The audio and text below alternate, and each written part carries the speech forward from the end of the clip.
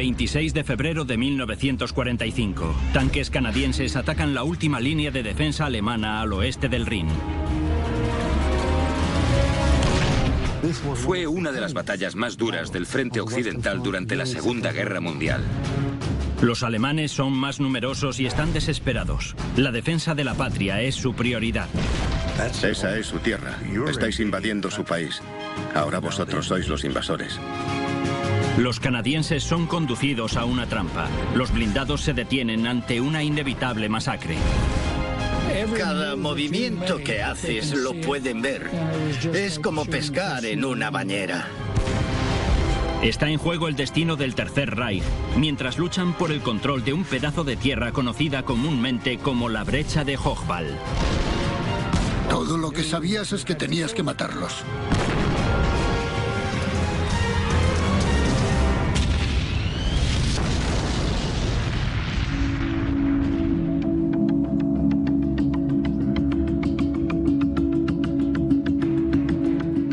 Renania, región de Alemania Occidental. En el invierno de 1945 se convierte en el escenario de una de las batallas más feroces y costosas de la Segunda Guerra Mundial.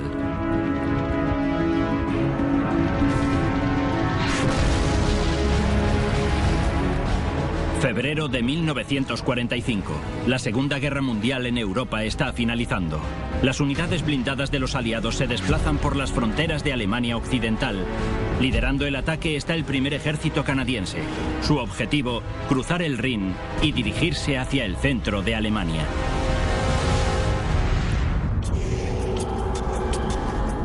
La misión es encontrarse con las fuerzas británicas y trasladarse al este, tomando los puentes que cruzan el Rin en la ciudad alemana de Xanten. Los canadienses tienen una enorme fuerza. 90.000 soldados, 1.300 piezas de artillería y casi 1.000 tanques.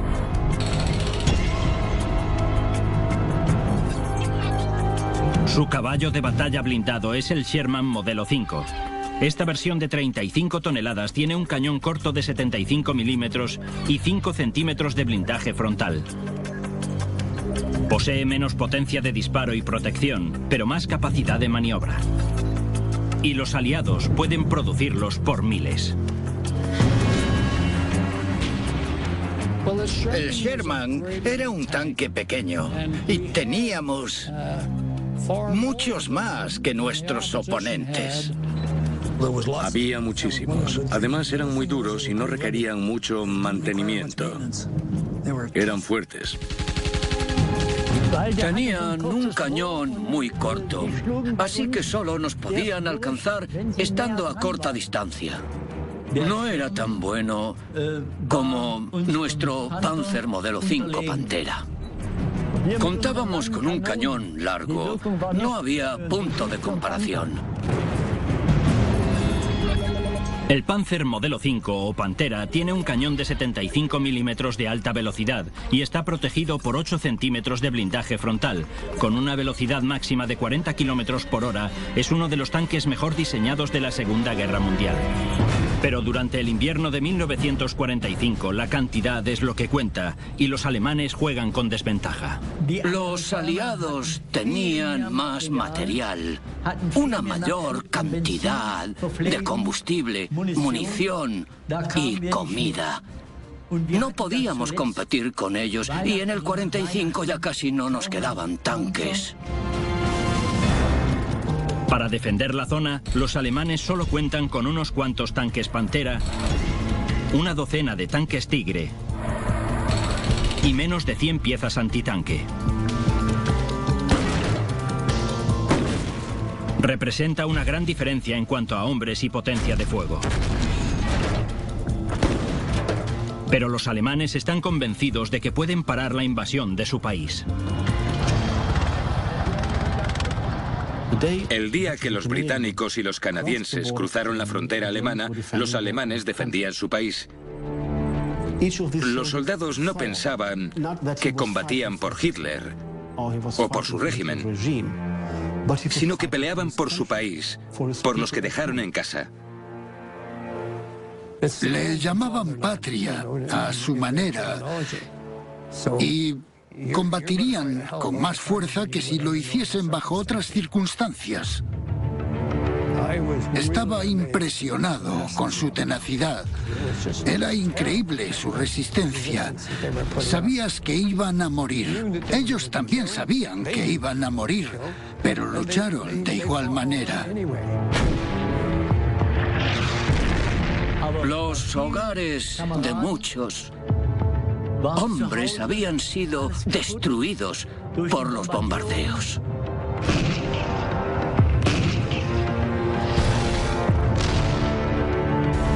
Pensaban, ¿qué se supone que hago en casa? Mejor me llevo a algún enemigo conmigo a la tumba. Eso pensaban. Los soldados aliados tenían que luchar por cada granja, por cada bosque que cruzaban, por cada pueblo que pasaban, tenían que combatir.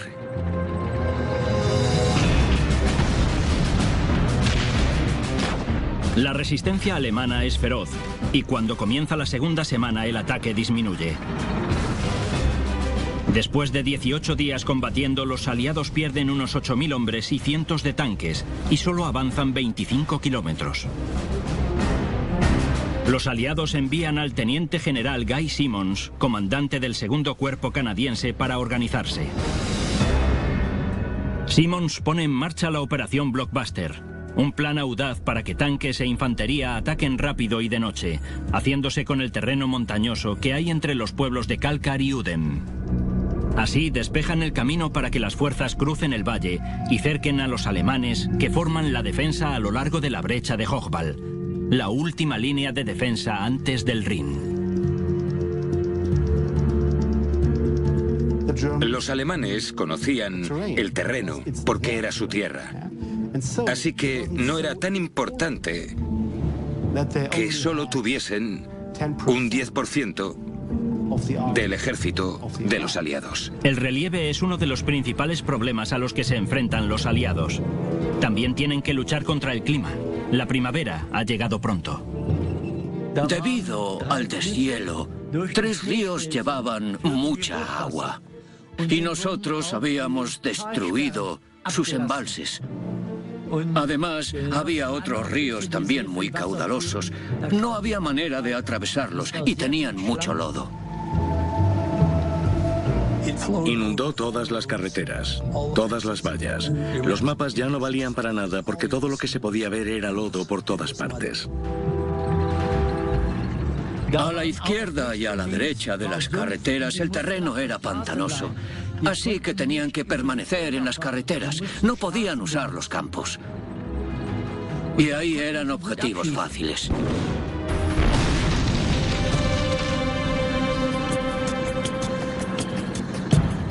La mañana del 26 de febrero, la infantería canadiense, apoyada por cerca de 80 tanques de la segunda brigada acorazada canadiense, lanza la fase 1 de la operación Blockbuster.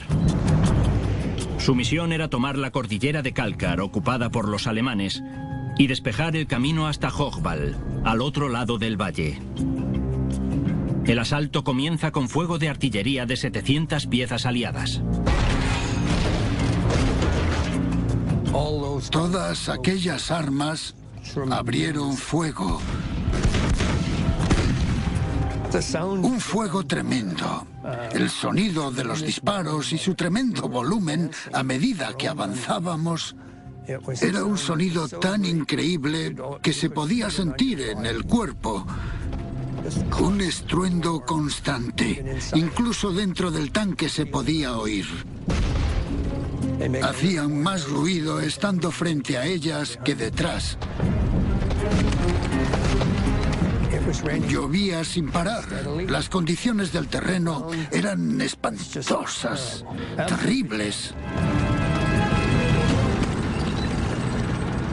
Nos adentramos en un campo de minas y los 3 primeros tanques las pisaron. La mina antitanque podía reventar las orugas. Y hacía un agujero en el suelo, bajo el conductor. Eso inutilizaba el tanque. Informamos de que habíamos encontrado un campo de minas y las dos personas al mando dijeron, continuad. Y escuché a Butler decir, ¿cómo se avanza por un campo de minas? Estando a oscuras no sabes lo que haces. Encontramos una especie de camino pequeño. Giramos a la derecha y atravesamos un campo por ese camino que no había sido minado por los alemanes. El trabajo del operador de carga funciona así. Si no empiezas a disparar al momento, haces girar el periscopio. A medida que avanzábamos, vi dos tanques alemanes que pasaban justo por delante de nosotros. Y grité por el micro, ¡tanques alemanes! El Pantera supera de lejos al Sherman con su cañón corto del 75. Sabía que a esa distancia no podía hacer nada. Pero los canadienses contaban con un arma adicional. Cada grupo de 4 tanques incluye por lo menos un Sherman Firefly, armado con un cañón largo de alta velocidad. Es un destructor de tanques, el conocido 17 Pounder, capaz de atravesar 13 centímetros de blindaje a una distancia de cerca de 1000 metros. Teníamos un cañón de 17 que funcionaba. No usas un 75 milímetros contra un modelo V alemán que viene de frente. El primer disparo del 17 Pounder impacta en un granero. Los tanques alemanes se retiran en medio del humo y la confusión. Típicas tácticas alemanas. Tenías los tanques enfrente y en cuanto se abría fuego, retrocedían y te llevaban hacia sus armas antitanque. Ante el peligro, Hale y su escuadrón avanzan hasta la cumbre. Llegamos a la cumbre de la cordillera de Kalkar y de repente fue como si se hubiese hecho de día. John Hale y las unidades de fusileros de Sherbrooke se han adentrado en una zona mortal. Los alemanes defenderán su tierra. Si los canadienses fracasan en el ataque a Kalkar, la operación Blockbuster y el gran ataque aliado del Rin se acabarán antes de comenzar. 26 de febrero de 1945.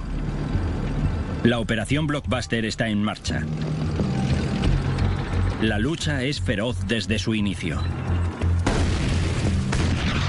El teniente general Guy Simmons envía tanques Sherman hacia el centro. Su misión es apoderarse de la cordillera de Kalkar, despejando así el camino para el primer ataque, cuyo objetivo es hacer retroceder a los alemanes por el Rin. Aunque están en minoría, los alemanes se mantienen en su sitio con tenacidad. Llegamos a la cumbre de Kalkar y de repente fue como si se hubiese hecho de día. Los alemanes empezaron a disparar.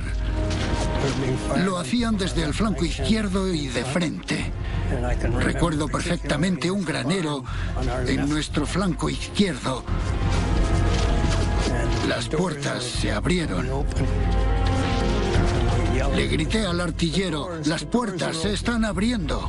Hale ha visto el infame 88, el arma antitanque alemana más potente. Los proyectiles del 88 pueden perforar casi 10 centímetros de acero a distancias superiores a los 1500 metros. Y los canadienses están a tiro. No conozco a nadie que haya bajado la mirada ante el cañón de una 88. Cuando dispara, puedes ver cómo la bala viene hacia ti. Es como una bola rodante, un puño que viene hacia ti. Se pueden ver las chispas. Pasó de largo y partió la antena a unos 30 centímetros del tanque que estaba detrás. Empezamos a disparar en cuanto nos atacó.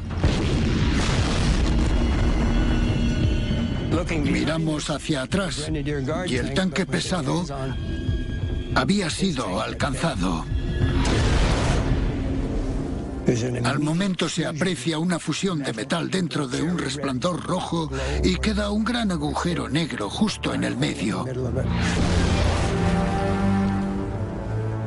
El comandante estaba saliendo por la escotilla y la munición explotó. Entonces levantó los brazos y cayó dentro de la torreta.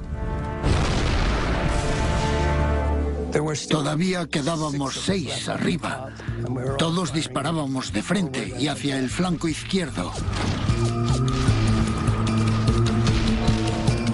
Los alemanes empezaron a disparar hacia el granero.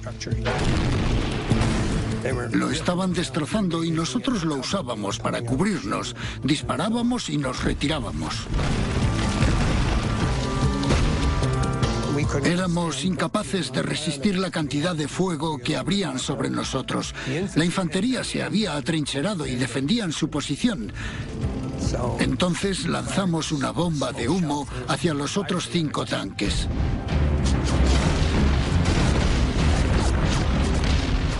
Uno a uno consiguieron descrestar mientras despejábamos el flanco izquierdo.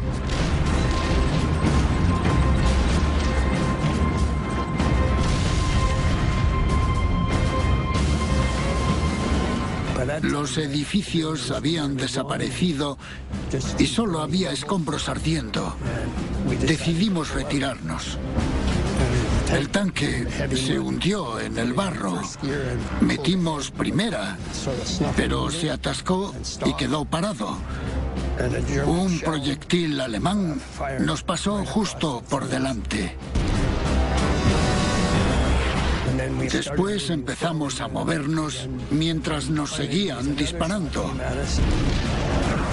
Butler estaba en la torreta, de pie. Se cayó sentado en el suelo y dijo: "Ah". El sonido fue extraño. No se oyó un crack, fue como un zumbido. Y dije: "¿Qué pasó?". Y dijo: "No te lo vas a creer, pero eso venía hacia nosotros e impactó en un poste". Comenzamos con un escuadrón de 19 tanques más uno de enlace y acabamos con 6. Y esta es mi presentación en la batalla de Renania. Más tanques se unen al ataque y la batalla continúa hasta el día siguiente. Al final, los alemanes sin efectivos ni armas se ven obligados a retirarse. Los canadienses toman la cordillera de Kalkar.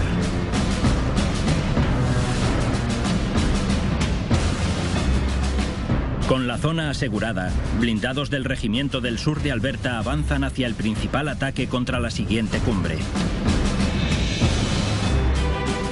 Se encuentra en un valle embarrado que dará nombre a esta batalla, Hochwald. El plan del general Simmons es que la infantería se vea apoyada por los tanques del Escuadrón A para avanzar hacia el pueblo de Uden y apoderarse del ferrocarril, mientras el Escuadrón B ataca a través del valle hacia un espacio flanqueado por muros.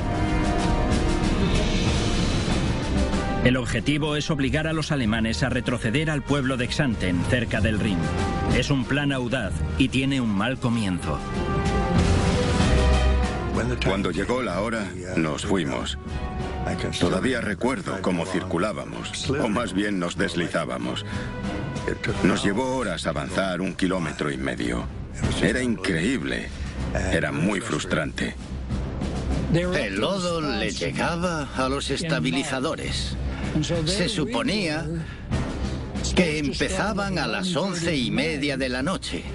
Y no llegamos hasta las 2 o 4 de la madrugada porque nos quedamos parados sin combustible.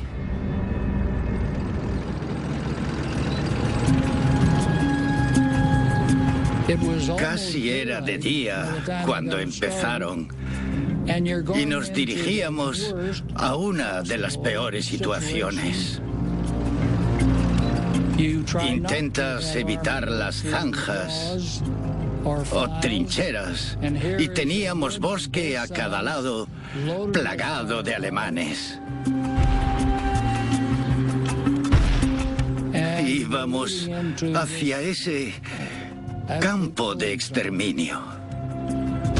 Caer en ese agujero tal y como lo hicimos era como pescar peces en una bañera.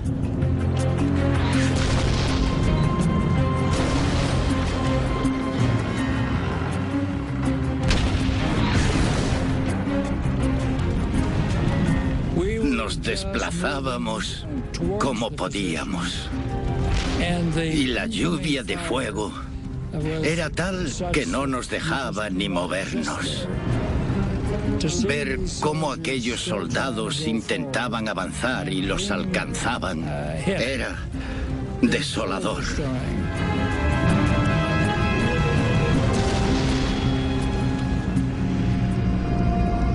Mientras el Escuadrón B recibe un ataque en la brecha de Hogbal, el Escuadrón A avanza hacia la explanada del ferrocarril atravesando el pueblo de Udem. Es la única parte de tierra firme en un mar de lodo. Era lo que ellos llamaban un gancho de derecha. Rodear Udem e intentar establecer un frente en el cruce del ferrocarril. Supuestamente la ciudad estaba desocupada, pero no te lo aseguraba nadie. Disparábamos a todo lo que se movía.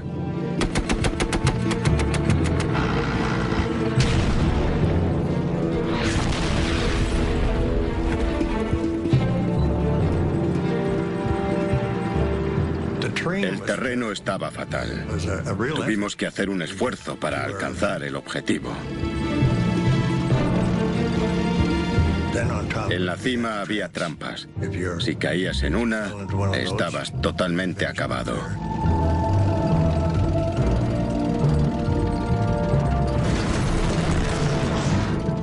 Y ahí estábamos saliendo de un terraplén y a ambos lados había unas zanjas muy profundas. El modo en que los terraplenes estaban diseñados hacía que cuando te desviabas quedabas encerrado en uno de los caminos. Era un poco de tierra por encima del lodo. Por eso elegimos pasar por allí. Una vez que estabas allí, no había salida. Fuimos cayendo en fila. Fue un error. Fue lo peor que le pudo pasar a una columna de blindados. Nos estaban esperando.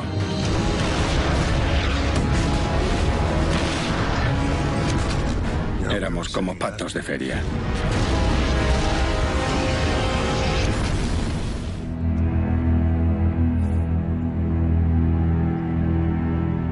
Las cercanías de la ciudad alemana de Udem apenas muestran señales de la batalla que se desató.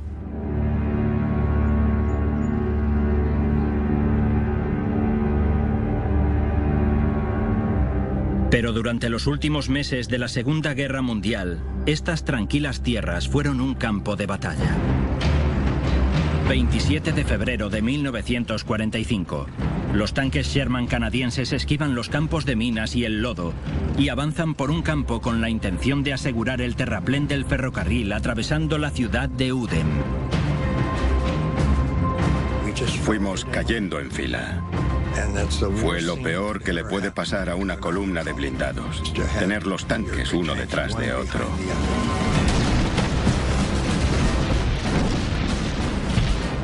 Los alemanes tenían muchos tanques Tigre y armas antitanque sobre el terreno.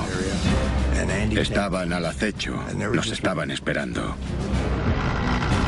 Eddie estaba al frente. Vio al Tigre y creo que se dio cuenta de que le estaba apuntando.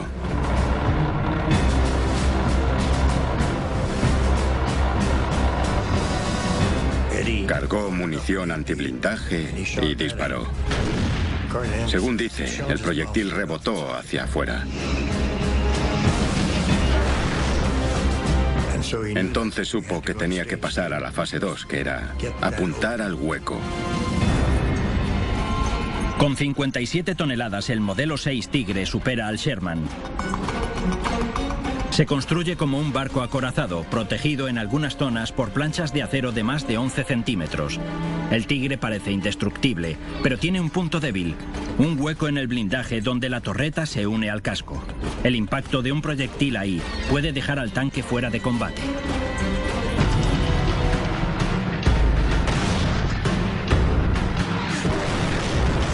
Lo hizo, consiguió poner en un aprieto al tanque Tigre. Sin embargo, los canadienses aún siguen metidos en la trampa. Los alemanes han preparado la emboscada perfecta. Todo fue muy rápido. Eliminaron el tanque de vanguardia, el de retaguardia, y luego fueron destruyendo uno tras otro.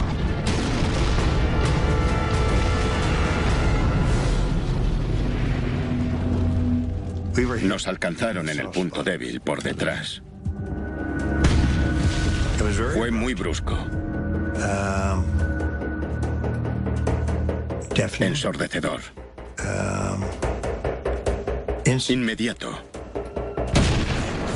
De pronto entras en acción. Tienes que salir de allí. Ves que está ardiendo. Es una bomba. Tuvimos suerte. Conseguimos salir. El cabo McGovern vio que uno de ellos ardía y gritó: «Hay que salir de aquí». Miró hacia adelante y dijo: «Hay un granero. No está muy lejos. Vamos a correr hasta allí».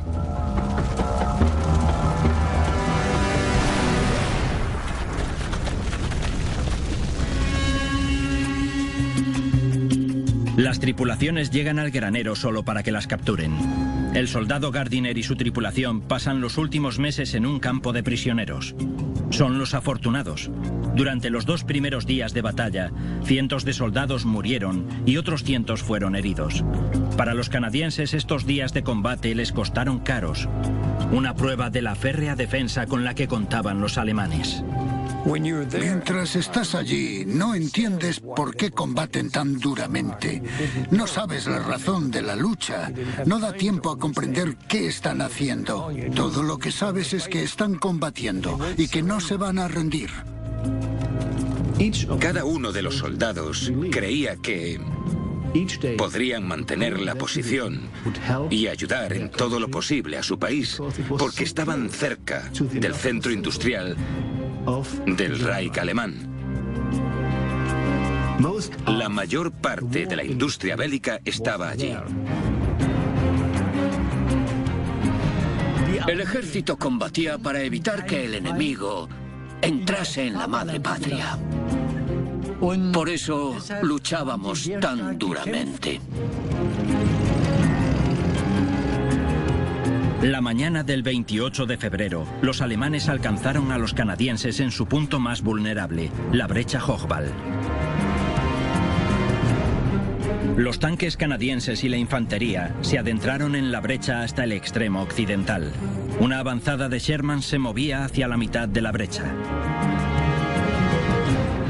Los alemanes atacaron con tanques Pantera y Tigre y con cañones autopropulsados. El artillero David Marshall presenció el ataque. Por encima de la pendiente se acercaban 2 tanques. Un Tigre y un Pantera se dirigían hacia nosotros. Cuando los artilleros los tuvieron a tiro, y antes de que los tanques alemanes pudiesen nivelarse para apuntarnos, los nuestros dispararon con todas las armas.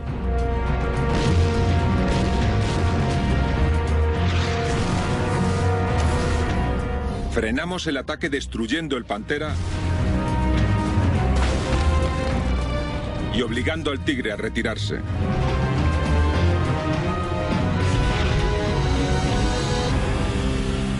Los alemanes atacaban sin tregua. Los canadienses luchaban por mantener la posición. Y cuando la situación era desesperada, llegó ayuda desde el aire. El tiempo empezó a mejorar y los cazabombarderos aparecieron con bombas y cohetes. Los Typhoon eran peligrosos.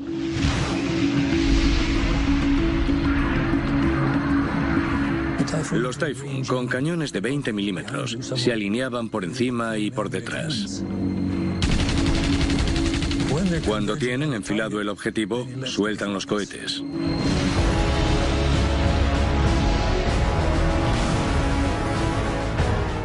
Se desata un ruido infernal y solo se ven pedazos. Podrían deshacer un tigre o un pantera. Eran de gran ayuda. Los Taifún o Tifis, como los llamaban las unidades blindadas, frenaron el avance alemán con cohetes. Pero en medio del caos puede pasar cualquier cosa, como retrató el tripulante de tanques canadiense Bill Luton. Se escuchó un estruendo como nunca había oído en combate. Algo así como el sonido de un tren de alta velocidad pasando por un túnel. Me quedé asombrado y luego escuché una explosión.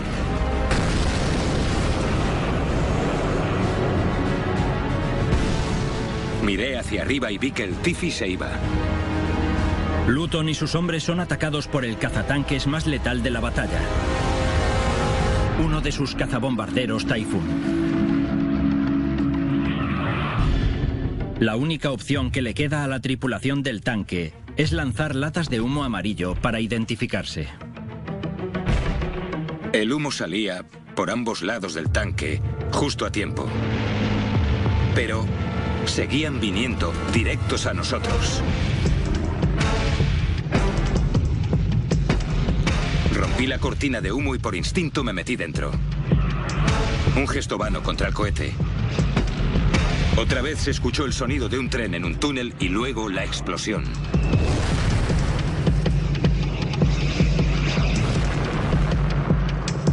Todavía vivíamos para escucharlo. El Tifi había fallado otra vez. Los Taifún atacan durante toda la mañana, acabando con el esfuerzo alemán. A mediodía, los tanques canadienses avanzan para intentar despejar la brecha de Hochwald. Pero de nuevo los tanques y la artillería alemanes los frenan. Teníamos las tropas, las armas y todo lo demás de nuestro lado. Pero un enemigo bien ubicado y parapetado te lo puede estropear. Tengas la ventaja que tengas. 1 de marzo al amanecer. Comienza el cuarto día de batalla y los canadienses siguen llegando a la brecha de Hochwald. Los tanques y antitanques alemanes tendrán que ser neutralizados uno por uno. Y eso requiere atacar entre los árboles. Combatir en el bosque es absurdo, imposible. No deberíamos haberlo hecho. El mayor problema era el Panzerfaust, su lanzacohetes de un solo disparo. Panzerfaust significa puño blindado. Es pequeño, portátil y letal. Dispara un proyectil de 140 milímetros a 60 metros y puede perforar 20 centímetros de casco, creando un agujero en el tanque y provocando una explosión devastadora en su interior.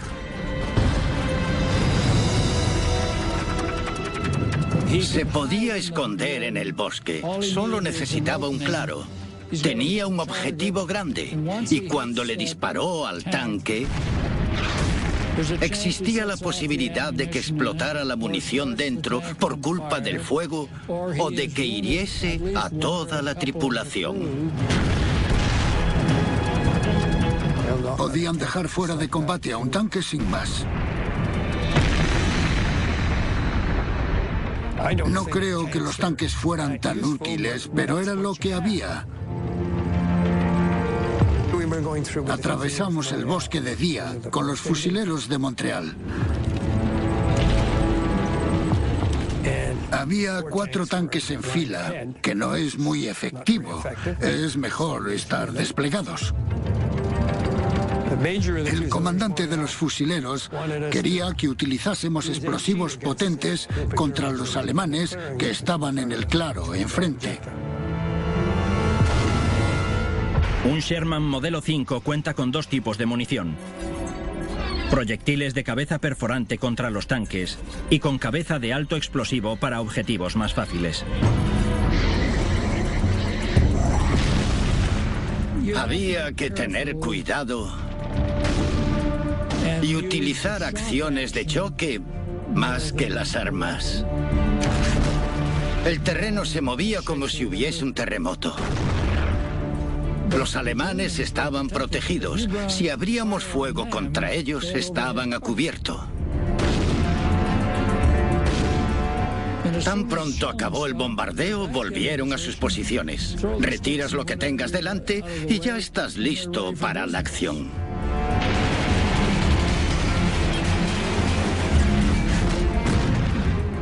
El oficial de observación de artillería pidió un equipo de 25 Pounders. De repente aparecieron y se plantaron en el descampado. Empezaron a disparar de forma increíble y cubrieron el terreno que teníamos delante.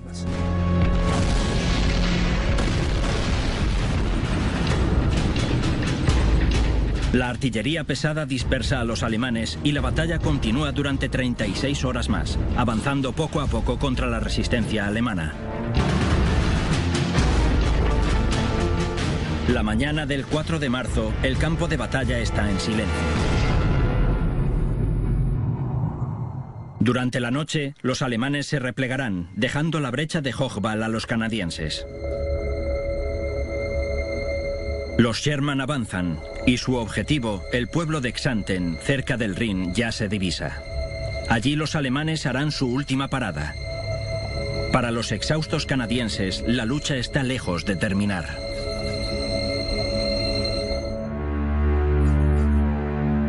La brecha de Hochwald, una extensión de tierras de cultivo en la Alemania occidental. En febrero de 1945 fue el escenario de una de las batallas más brutales y costosas para Canadá en la Segunda Guerra Mundial. 4 de marzo de 1945, después de 5 días de lucha, el combate acaba en un repentino y sorprendente final. Las fuerzas alemanas se retiran por la noche, dejándoles la brecha y el bosque a los canadienses. Esta es una cualidad de los alemanes y deberíamos aprender de ello, porque tienen la costumbre de montar un espectáculo tremendo y lo último que piensas es que se van a retirar. Pero lo hicieron, dejando personal en sus puestos que luego usarían bien sus armas.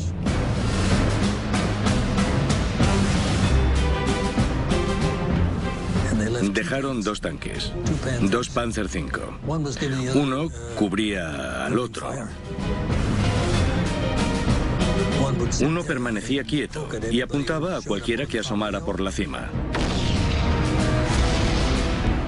El otro giró y se marchó en otra dirección.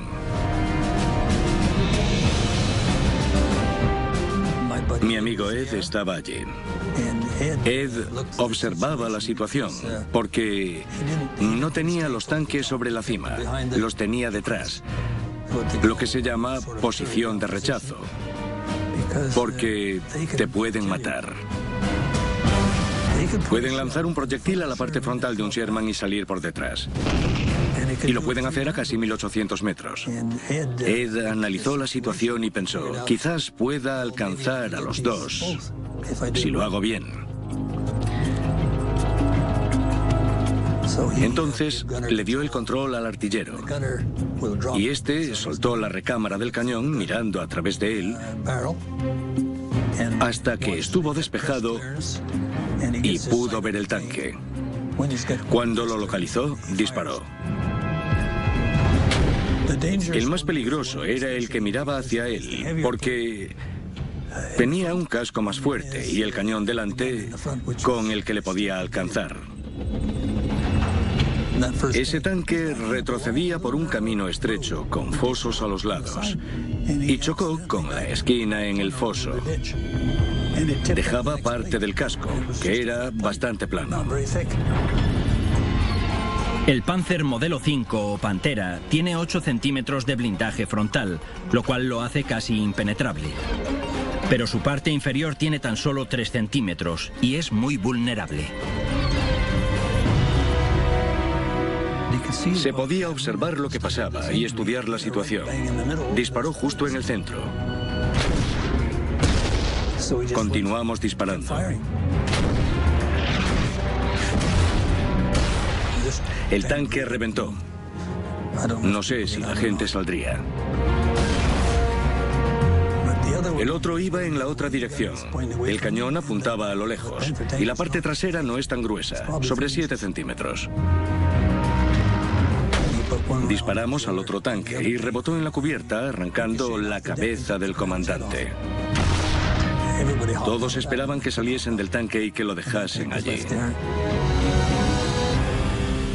Con eso, el último obstáculo que queda en la brecha de Hochwald queda eliminado. Los canadienses avanzan hacia las afueras de Xanten, el objetivo final.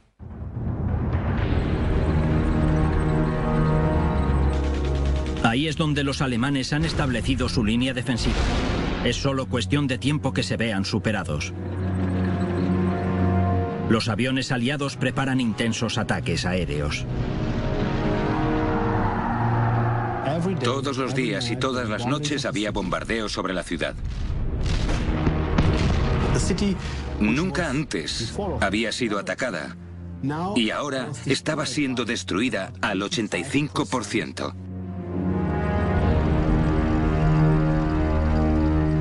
El 7 de marzo, un mes después de que comenzase la batalla en Renania y 8 días después del ataque de Hochwald, los tanques Sherman canadienses se adentran en Xanten. Los puentes sobre el Rin serán capturados, abriendo el camino a la avanzada aliada hacia el interior. Alemania se rendirá en menos de 2 meses. La batalla de Renania es una de las contiendas olvidadas de la Segunda Guerra Mundial. Fueron el ejército canadiense y británico los que abrieron la puerta a Berlín. Las bajas en ambos bandos son terribles. Los alemanes perdieron 40.000 hombres entre muertos y heridos. Y para los canadienses, la contienda en Renania y la batalla de la brecha de Hochwald fueron las más sangrientas de la guerra. Renania, en cuanto a bajas, se resume en 5.300, entre muertos y heridos, en unos 30 días. Esto supera el día D y también supera la peor parte de Escalda. Lo raro es que no hay sensación de entusiasmo. Es más como... gracias a Dios que se acabó. Porque a la mente te vienen las personas que perecieron, el precio que se pagó y que esto no acaba aquí.